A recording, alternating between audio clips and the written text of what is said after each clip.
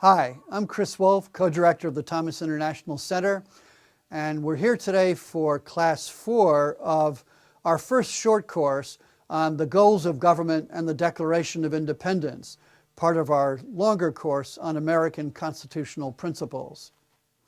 Now, last class we went through the second of the self-evident principles, that we are endowed by our Creator with certain inalienable rights. Now, today we want to move on to the third and the fourth of those self-evident principles. Among them are life, liberty, and pursuit of happiness, and governments are instituted among men to secure these rights.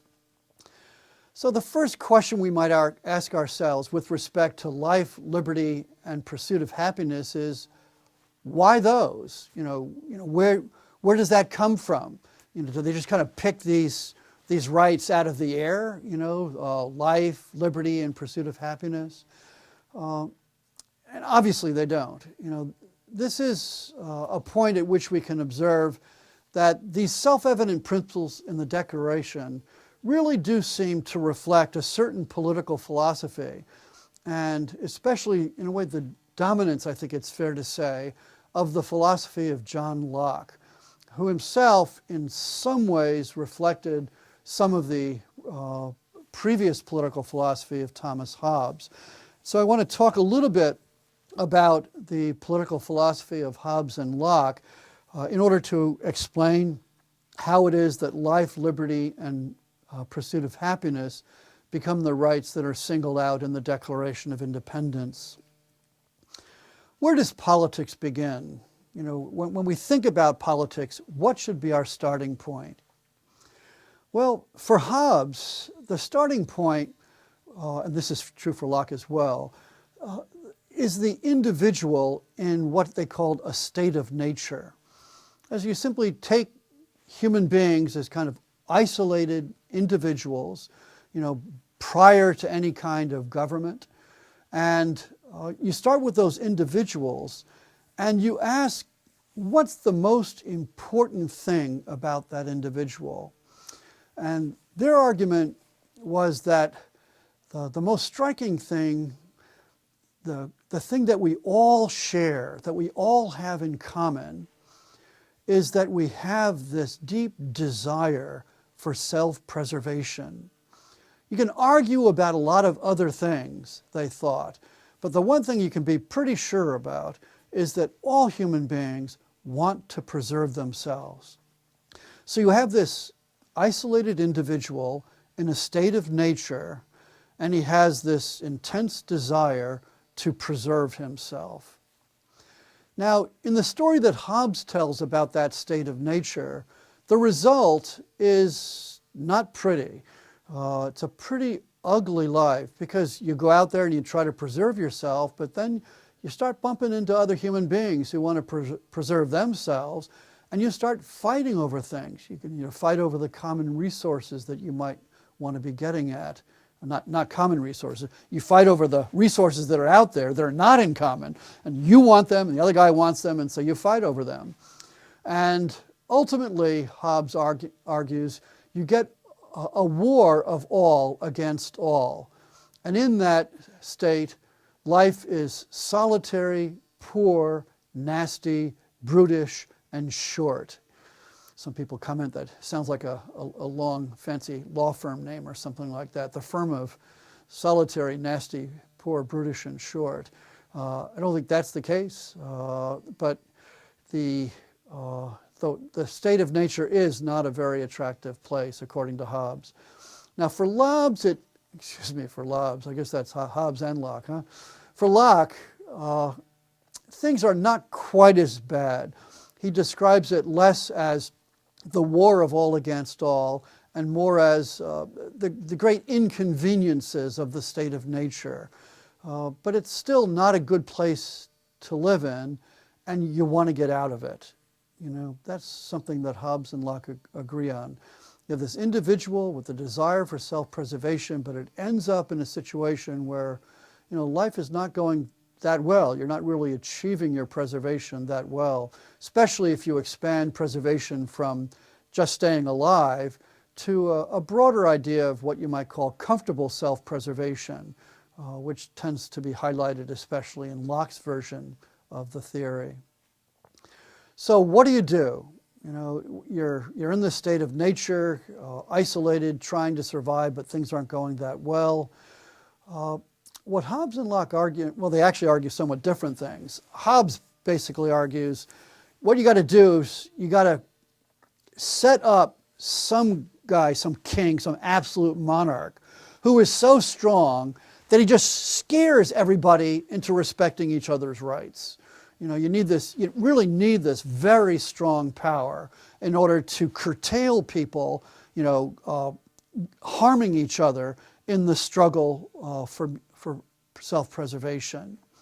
Now, you know, Locke certainly didn't go down that path, and certainly the founders would not have followed him if he had, because, of course, the danger is that this absolute monarch, this Leviathan that's been established in order to create the framework that protects our rights, can itself violate our rights. And, you know, what are you going to do when you got the Leviathan staring you in the face? It's not going to be very easy to protect yourself against that. So, you know, Locke rejected the idea of protecting yourself by setting up a Leviathan. Locke did think, however, that you needed to establish civil society, that you did need to set up a government. In effect, government, for Hobbes and Locke, is a kind of human invention. You know, it's not natural to human beings. You all kind of start out as isolated individuals, and then you have all these problems, and you say, I have an idea. Let's invent this thing called government. Let's have this thing called civil society, and by having that, you know, we'll kind of improve our lives. And so you establish civil society, and the function of civil society is precisely to protect people's rights. You know, in the state of nature, you know, you have a desire for self-preservation. In a way, that's, you know, the law of self-preservation is dominant there. And you're your own chief executive. You know, you're the one who gets to enforce your own desire for self-preservation.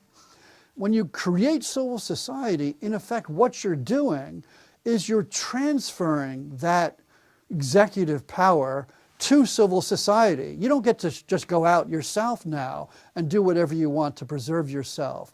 You have to act within this framework that civil society creates that involves respecting the rights of others as well.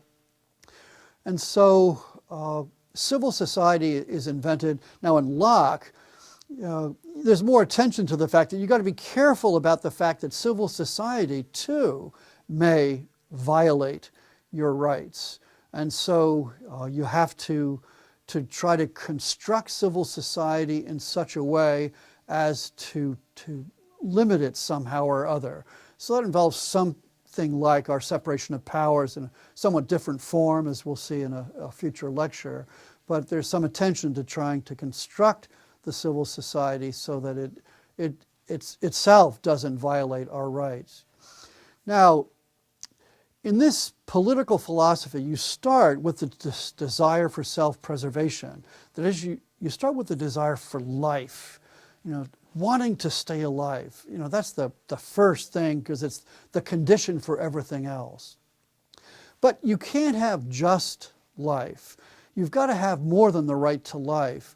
And especially when you get to Locke, you've got to have liberty as well. Why? Because if you're somebody else's slave, then you are, you know, your fate is basically under his whim. I mean, it can simply be destroyed if he wants to, if this other person has dominance over you. You need to have a certain kind of liberty yourself in order to protect your life. So you have life and you have liberty. But then, in addition to liberty, you know, we're also kind of up against another problem. Not just the fact that other people may attack us, but also the fact that, you know, nature doesn't automatically give us what we need to survive. I mean, it takes hard work to sustain our lives, because we've got to, you know, grow the plants that feed us. We have to or grow or make other things that we can trade with people who grow the things that we eat. And so, you need some kind of resources to stay alive. And that means that in order to be alive, you have to have liberty, but then to have life and liberty, you also need some property as well, some resources that will sustain you in a world that doesn't, automatically feed you. So, life, liberty, and property are somehow the core rights that all flow from the most fundamental right of life, which reflects this fundamental desire for self-preservation that we all have. Now, Jefferson modifies that slightly by substituting pursuit of happiness for property.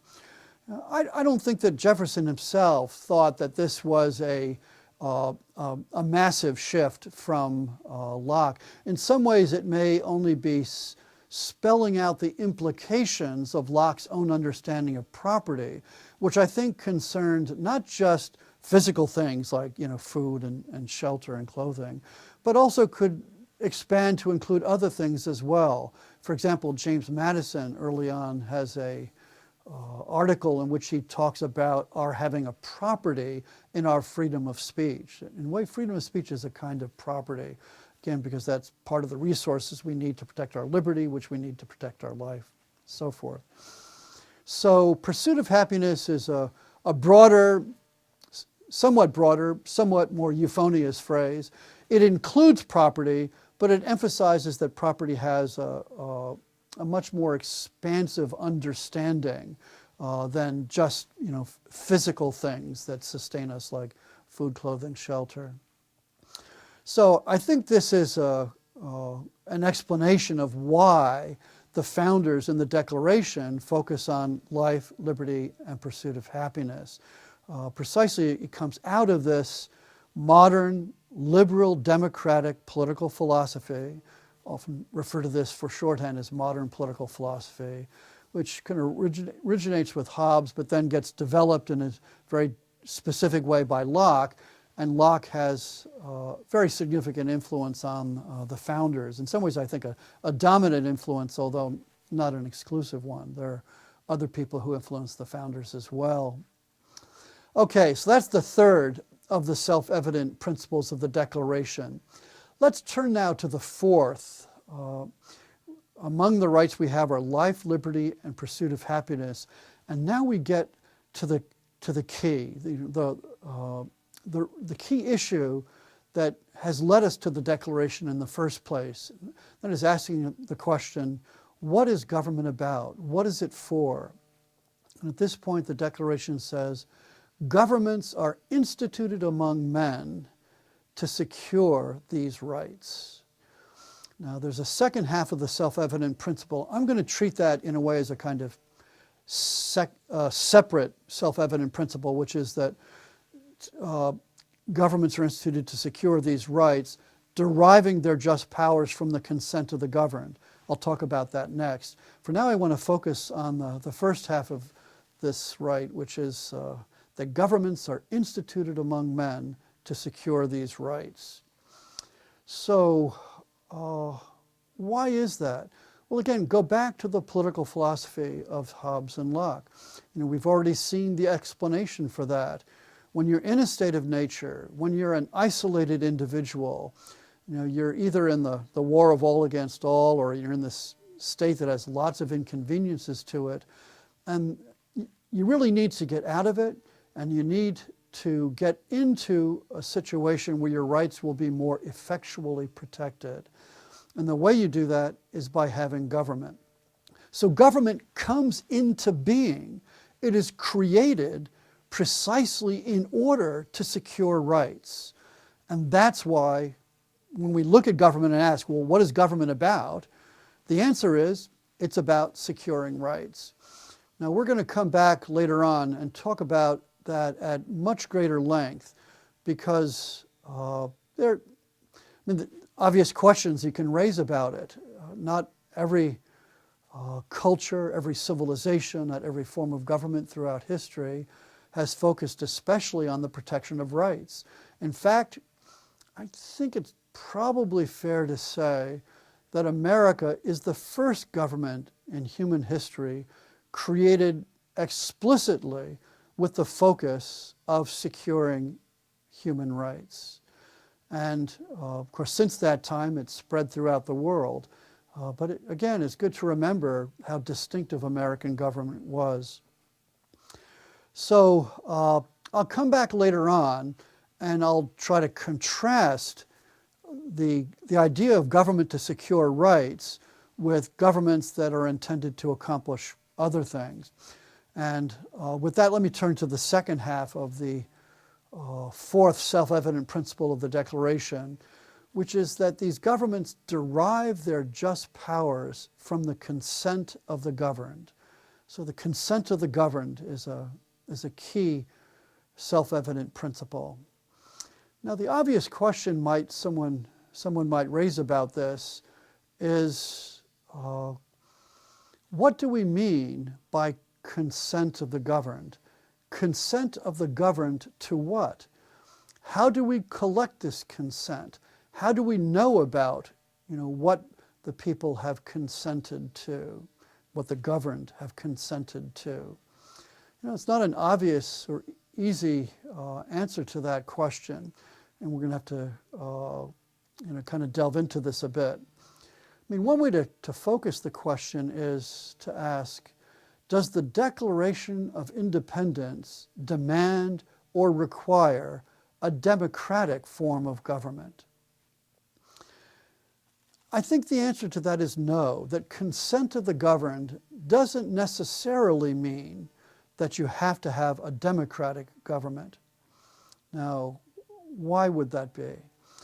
Let me go to the Declaration itself and look at the Declaration for some evidence about whether or not the Declaration requires democracy.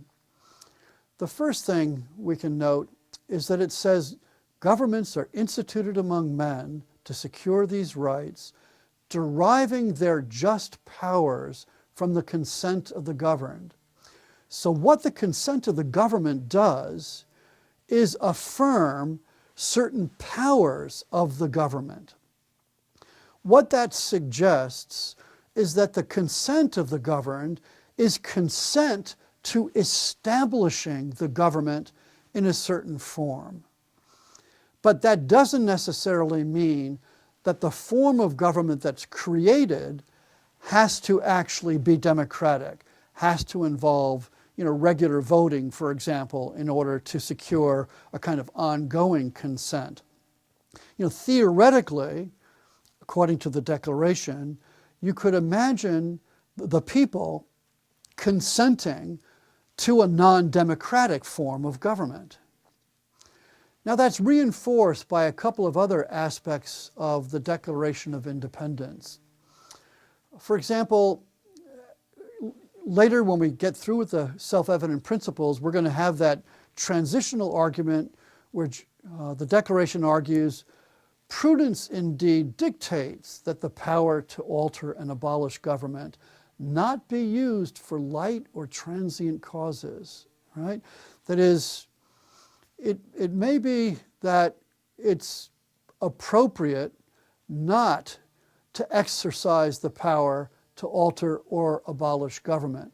You need a long train of abuses, the Declaration says. Well, what that says is, I guess, that maybe the consent of the governed can be to a government that doesn't regularly check the people for their consent. That is, it doesn't have regular elections. It isn't a democracy, a representative democracy as we know it. That's confirmed by another aspect of the Declaration. It's a point I noted when going through the summary.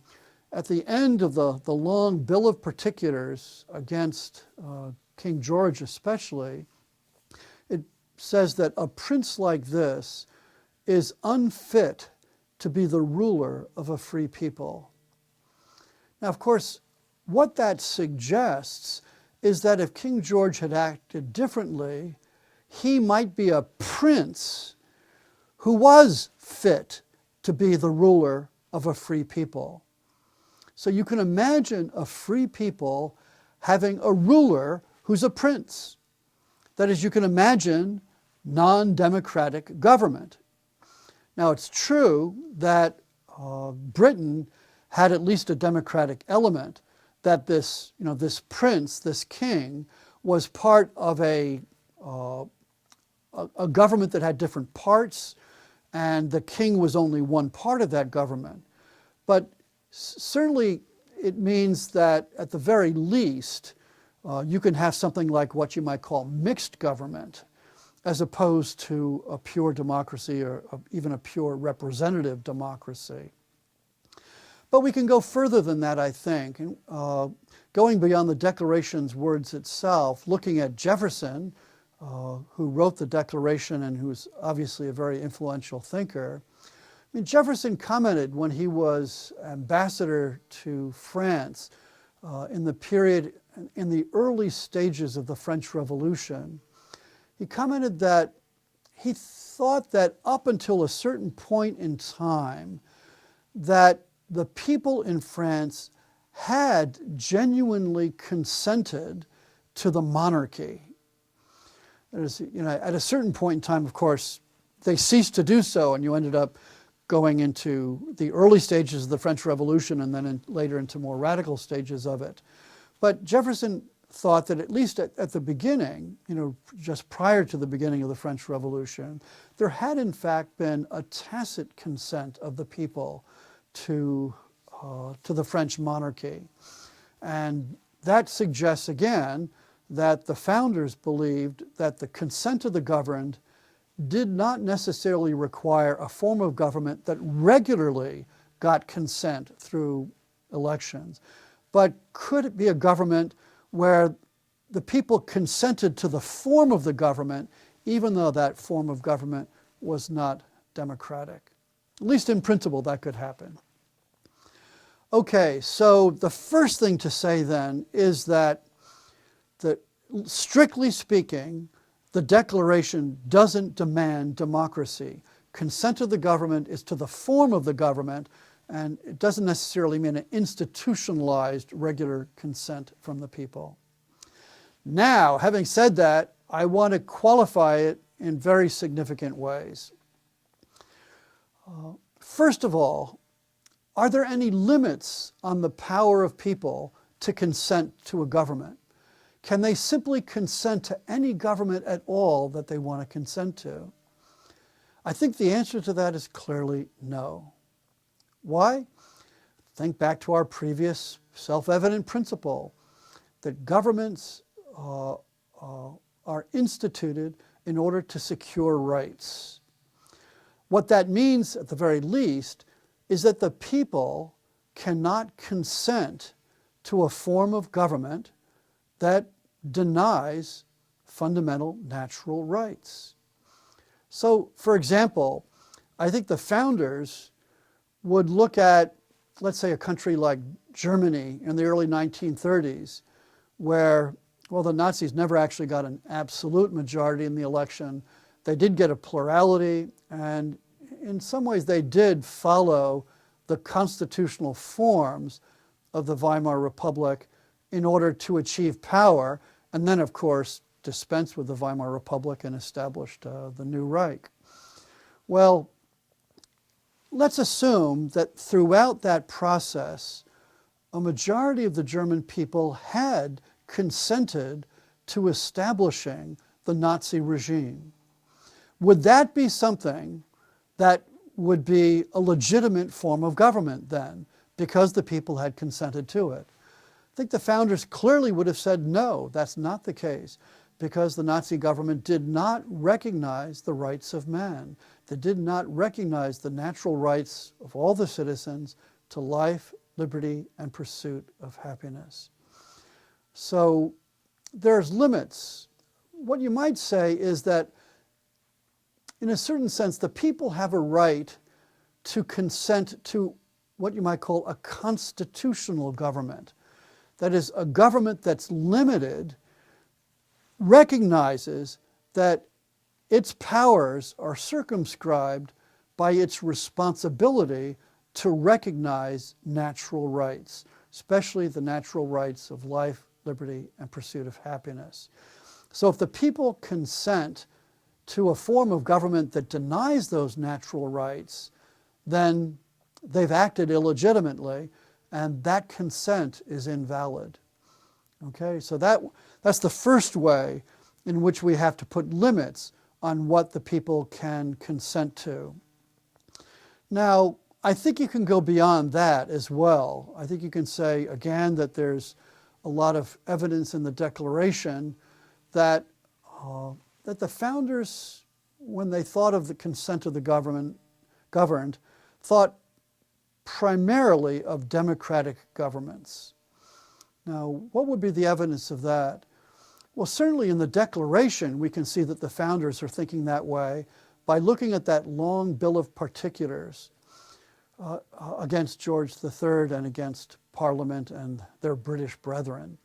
Now, it's true that, strictly speaking, we've gone beyond simply, natural rights and universal principles of government here.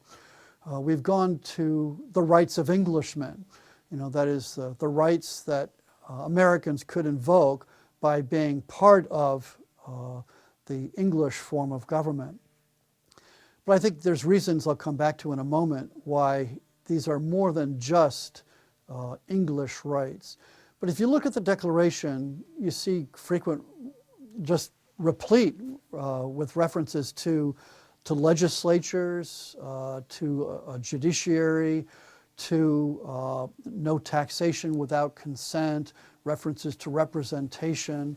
That is, the assumption of about 2/3 of the Declaration is that we're dealing with a government that at the very least includes significant components of representative democracy. Now, if you step back a moment and you ask about consent, this problem should occur to you. How do we know what the people have consented to? Jefferson, I said earlier, had suggested that the French people had tacitly consented to the monarchy.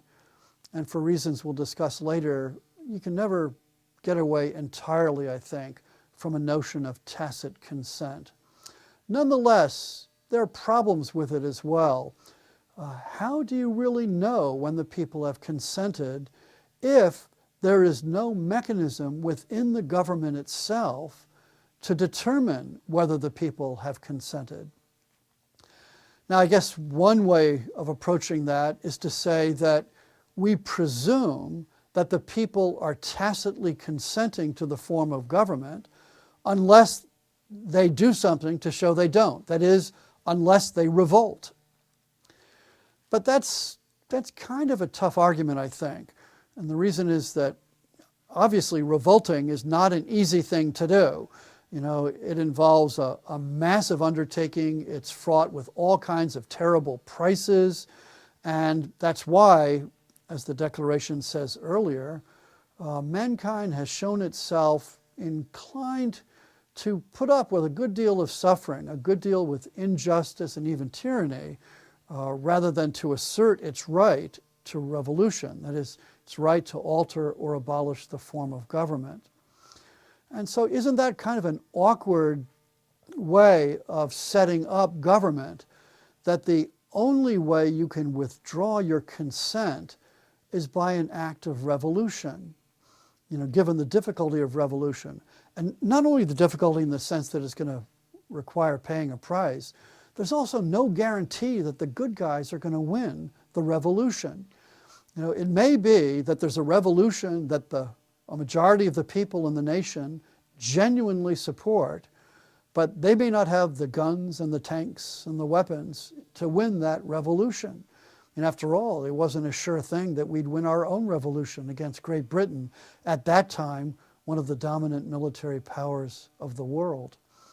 And so again, to have a form of government that depends on consent, where the only way to withdraw the consent is by formal revolution which is very difficult and chancy, that's really problematic. It's at the very least, shall we say, it's awkward, to be so dependent on on that kind of mechanism for withdrawing consent. So, bottom line, it makes sense to integrate into the form of government itself some kind of regular collection of the opinion of the people. You know, regular, in a certain sense, consent of the people. And if you have a representative democracy where there are regular elections, then you're more likely to be able to say with some kind of confidence that there is consent. Maybe not perfectly. There's still problems, and I'll discuss a few of those later on. But at least for the time being, what we can say is that, that if you're concerned about ascertaining the consent of the governed, democracy does that more readily and more effectively. And so in that sense, I guess you can argue that you might, working through the inner logic of the Declaration, come to the conclusion that consent to the form of government should go farther, and it should actually involve a form of government that includes consent within it. Okay. I'll talk a little bit more next class about the idea of tacit consent, because I want to get into the whole issue of the right to revolution, the right of the people to alter and abolish their form of government, the last of the fundamental self-evident truths of the Declaration of Independence. Thanks very much.